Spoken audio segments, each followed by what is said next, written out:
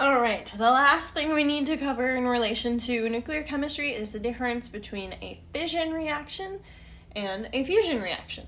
All right, we've actually seen some of these already, but we're going to get into them in more detail. So, do you recognize this guy? Pretty famous nuclear chemist. Rumor has it he failed his high school math class, which is actually a rumor and not true. But, that's Albert Einstein.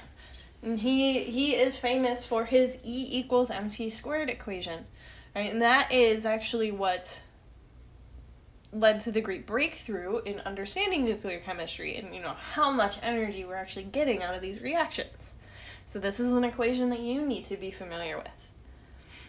All right, so what that means is energy, all right, E is equal to the mass times the speed of light squared. All right, so nuclear reactions involve either a gain or because they give energy off, a loss of mass that's converted into energy. And we can calculate how much that is. So, around the same time that Einstein was figuring this stuff out, people were getting to understand nuclear reactions better. So, Lise Meitner and Otto Hahn discovered fission reactions. Right? They bombarded uranium with some neutrons and found that caused the uranium to split into barium and krypton and give off this huge burst of light. Like, that's weird. So, what they discovered was fission. Right? So a fission reaction is any time when you take a neutron and you split it into two lighter or smaller nuclei. All right, so we've seen this a few times. Beta emission is like that. Alpha emission is like that. You're splitting it, like when you use uranium and you let it go through alpha emission, right? You've got your uranium being split into thorium and helium, essentially. All right? This is what makes nuclear reactors work. And actually, nuclear reactors take things kind of one step further. Is if you put a lot of uranium together, all right, you get one of them reacting. All right, so these fission reactions, they split it into two smaller elements, but there's also usually some more neutrons, just loose neutrons that are given off. All right, so you get it going with one neutron. All right. And then that reaction splits off two more neutrons, which can then get two more uraniums reacting, and then those two can get two more. And if you see, this is gonna keep doubling and getting bigger and bigger and bigger. All right, so in a nuclear reactor, you're able to, with a very little amount of input, get a whole bunch of fission reactions happening. And then they gather that energy and use it to make electricity. All right. Another physicist found that you can also combine elements and cause a nuclear reaction. All right, so he was able to combine a couple of hydrogen isotopes. So there's deuterium that has a proton and a neutron, or tritium, which has a proton and two neutrons.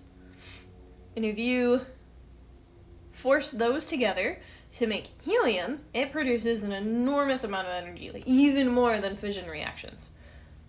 All right? And this is called fusion. All right, so you're combining two lighter elements to make a heavier one. All right, this is a really, really, really important reaction because this is actually what fuels our sun and all stars. All right, stars are hydrogen gas balls going through fusion reactions making helium. And that's why they give off light and heat and, make it so that there can be life on our planet. So, we're going to come full circle here back to our E equals mc squared. So those nuclear reactions, they release large amounts of energy because as you split apart nuclei, as you fuse nuclei together, some mass is lost. All right, and that loss of mass is converted into energy. So just to kind of give you an idea, like a typical combustion reaction, so like burning fuel in a car, things like that, gives off 2.5 times 10 to the third kilojoules per mole. It's probably a good time to go over converting out in and out of scientific notation, all right? If the exponent is positive, you move decimal right. All right, so 2.5 becomes 1, 2, 3, or 2,500.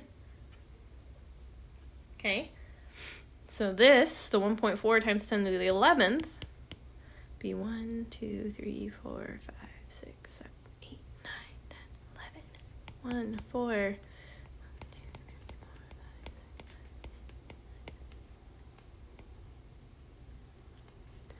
Commas in here so we can make sense of this number. All right, we're talking 2,500 versus that, bigger than a trillion. Okay, so we're talking a huge difference in the amount of energy being given off. All right, so when you're doing these calculations with E equals mc squared, you are going to be dealing a lot with exponents. So again, quick review of your scientific notation. Positive exponent, move the decimal right. Negative exponent, you move your decimal that many times left. All right? So in a nuclear reaction, the change in mass is a change in mass of 1.0 times 10 to the negative fourth grams occurs. What is the corresponding change in energy? Another thing to review is what everything means. So this is going to be energy. We're going to be solving for this, and that's going to be in joules.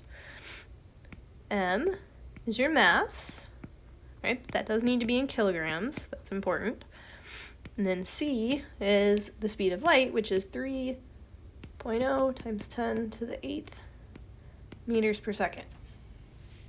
So, if you have a calculator and you're comfortable with, plugging in exponents and things like that, like you have a TI-82 or whatever, go ahead and use that, but I personally think you'll find it easier just to get these things that are in.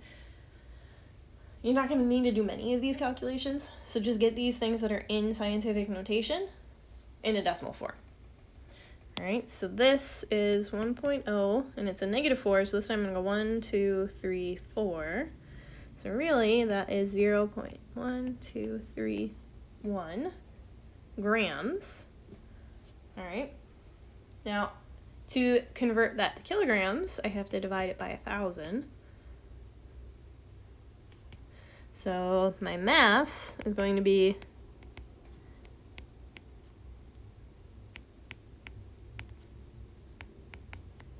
that. All right, my C, that's positive, so that's going to go 1, 2, 3, 4, 5, 6, 7, 8. So it's going to be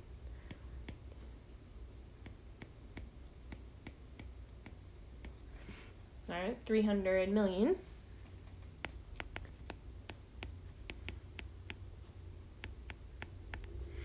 All right, so to figure out E, I'm going to plug it in like this. 0.000123 times 300,000 squared, which is really like multiplying it by, 300 million twice, which will give me 9 with 9 zeros following it, which, if I want to write that in scientific notation, would be 9 times 10 to the 9th joules. All right. Now, sometimes a lot of times, you're going to write your answer in kilojoules, which means I got to take this number and divide it by 1,000, all right, which will knock off those last 3 zeros. So really, it's also 9 times 10 to the 6th kilojoules. Hint, hint. You've got a calculation you're going to be doing, and this might have just given you your answer. All right, and then this last thing is really just kind of a summary slide to compare and contrast fusion and fission. All right, so fission is the splitting of atoms. These both release lots of energy, but fusion releases significantly more. All right.